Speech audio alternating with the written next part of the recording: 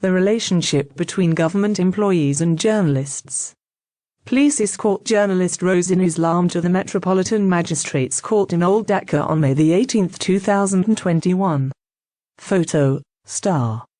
I felt distressed and embarrassed after coming across the news of senior journalist Rosin Islam's ordeal of harassment at the Health Ministry and her eventual arrest.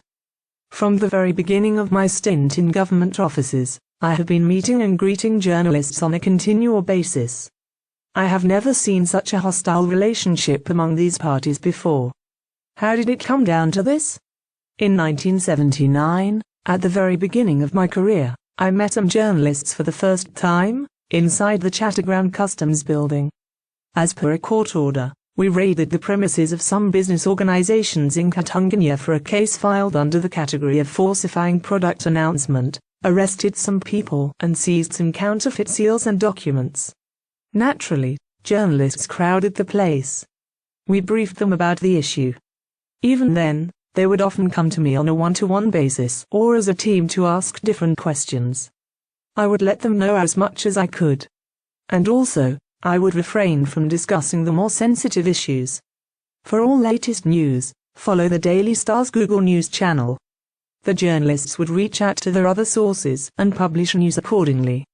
If the government's interests were hampered or if any false news was published, we would send them a rejoinder.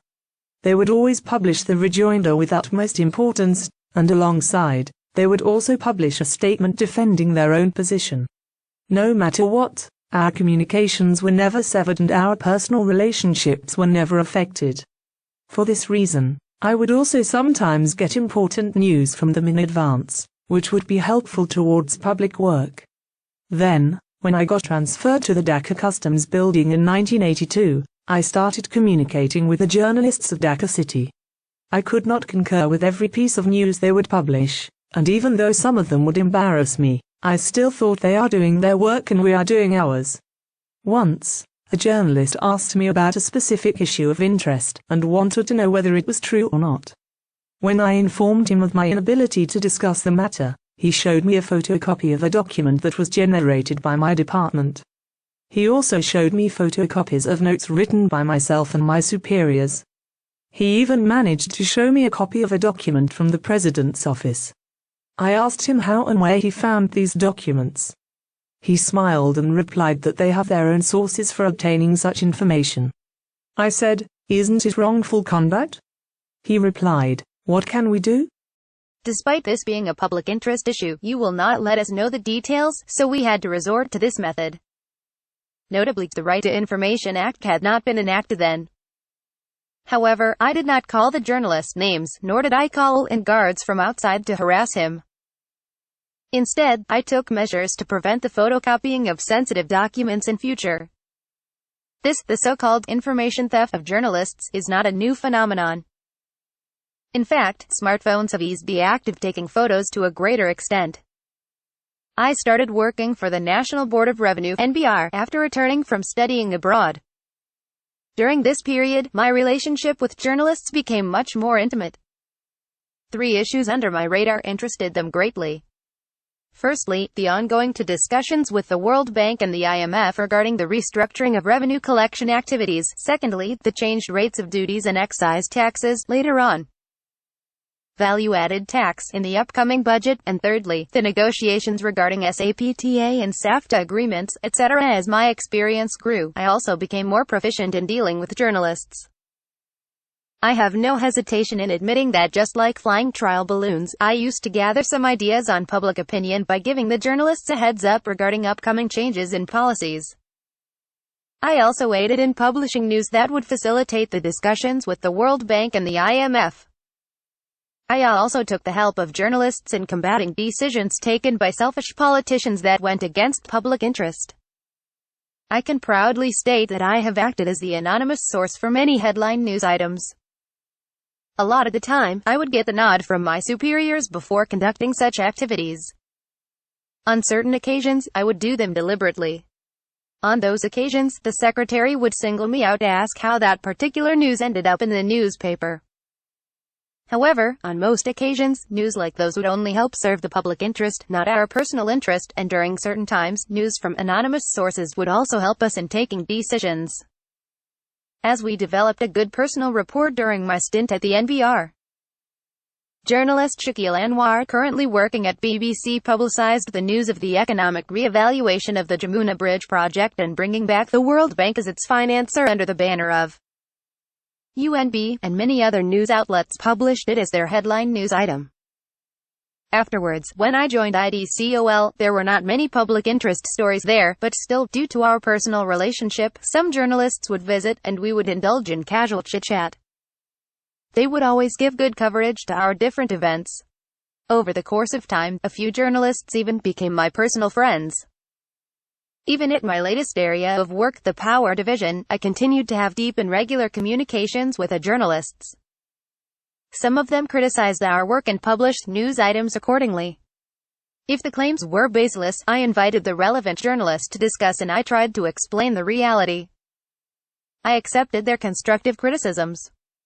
I put in efforts to remedy the situation because, as government employees, none of us are above accountability. Additionally, who can wholeheartedly claim that all of their decisions were correct? Sagaruni and Rosina Islam were among the journalists that used to regularly visit the Power Division. Back then, Rosina was working in Dainik Sangbad. None of them seemed unprofessional. I informed them as much as I could. I refrained from discussing matters that could not be revealed. They did their work, and we did ours. None of us became a source of mental stress for the other, and we never expressed any malicious intentions towards each other. Instead, we maintained a mutual sense of respect among ourselves. So why did this happen now? I assume the relationship between the two parties have deteriorated. In our times, student leaders would attain government jobs according to their own merit. However, when they joined the government job, they did not continue assuming their former student organization's identity. I am observing that nowadays people keep on assuming their student organization's identity even after joining a government job. For this reason, they fail to maintain an air of neutrality in their place of occupation. Surely, even during those times, the politicians had family ties and other kinds of personal relations with the government employees. We all knew that an officer of the Chattogram Customs Building was a close relative of the then president.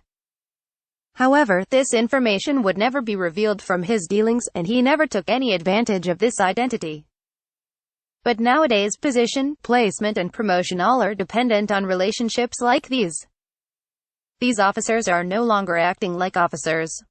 They are behaving like party cadres. Even the journalists are not confining themselves to journalism.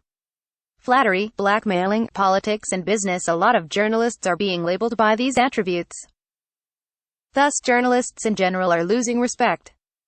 If such failings did not exist, a professional government officer and a professional journalist would never indulge in such enmity. What can be done? Secrecy is the biggest enemy of proper governance, and it is also the cornerstone of corruption. Thus, the amount of secrecy at public offices should be brought down to a minimum. Effective implementation of the Right to Information Act should be carried out immediately. Any information sought in public interest should be delivered with precision and pace. The rehabilitation of people using party cadre identities in government jobs should be ceased. Newspapers and news outlets that only exist in name and do not have an established reader and viewer base should lose their declarations. The National Press Council and the journalists may prepare a code of conduct for people who are engaged in their profession. The journalists should pick a single option from either journalism, flattery, politics or business. Otherwise, the downfall that has started cannot be stopped, and the situation will become much grimmer in the future. Dr. M. Fuzul Kabir Khan is a former secretary and economist. Email fuzul.khan@gmail.com. This article was originally published in Pratham Alo on May 24 and has been translated from Bangla by Muhammad Ishtiaki Khan.